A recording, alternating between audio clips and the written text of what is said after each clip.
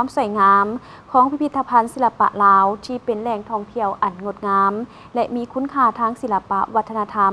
ติดตามได้ในคอลัมน์วัฒนธรรมและการท่องเที่ยว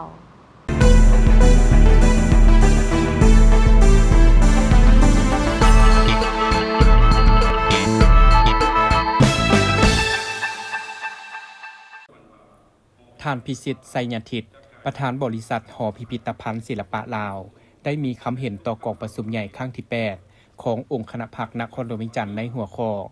ตัวแบบปกปักรักษาและเสริมขยายวัฒนธรรมศิลปะลาวให้กลายเป็นอุตสาหกรรมการท่องเที่ยว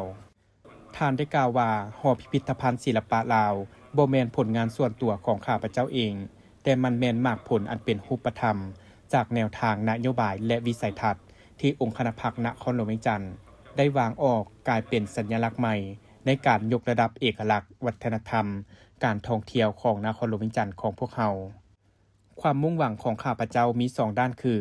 ด้านวัฒนธรรมพวกเราบ่เพียงแต่สร้างห้องแสดงศิลปะแต่ตั้งใจสร้างบ่อนยั่งยืนอันลึกซึ้งถึงวัฒนธรรมของเราที่ผสมผสานระหว่างศิลปะดั้งเดิมและทันสมัยสร้างแรงบันดาลใจให้เกิดมีความสามัคคีและความภาคภูมิใจพวกเราต้องประกาศอย่างมั่นใจว่า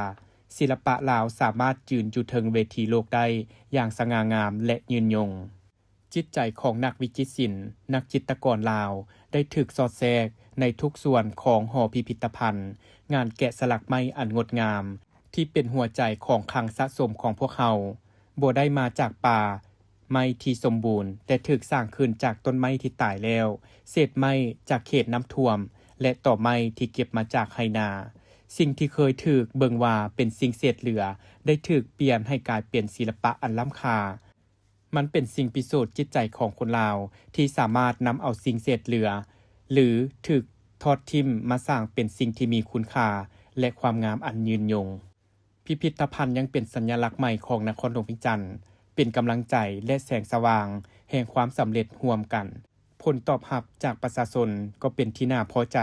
ผลสำเร็จขั้นต้นแม้นได้เห็นชัดเจนจากจำนวนผู้เข้าชมเฉลี่ยประมาณ 1,500 คนต่อวันนับแต่มื้อเปิดวันที่ 5 มังกร 2025 มาถึงวันที่ 30 สิงหาคม 2025 มีผู้เข้าชม 300,000 กว่าเทื่อคนนี่บ่แม่นเพียงตัวเลขแต่มันคือตัวชี้วัดที่สำคัญของเศรษฐกิจวัฒนธรรมที่กำลังเติบใหญ่มันเบิ่งเป็นสิ่งพิสูจน์ให้เห็นว่าการลงทุนใส่เอกลักษณ์และจิตวิญญาณของชาติย่อมให้ผลตอบแทนที่เป็นรูปธรรม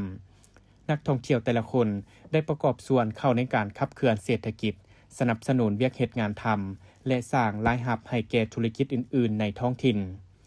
หอพิพิธภัณฑ์ศิลปะลาวแห่งนี้จะเป็นเวทีให้ศิลปินลาวได้แสดงผลงานเพื่อรับประกันว่ามรดกทางศิลปะของพวกเขาจะบ่เพียงแต่คงตัวแต่จะเติบใหญ่เข้มแข็งไปสู่คนรุ่นหลัง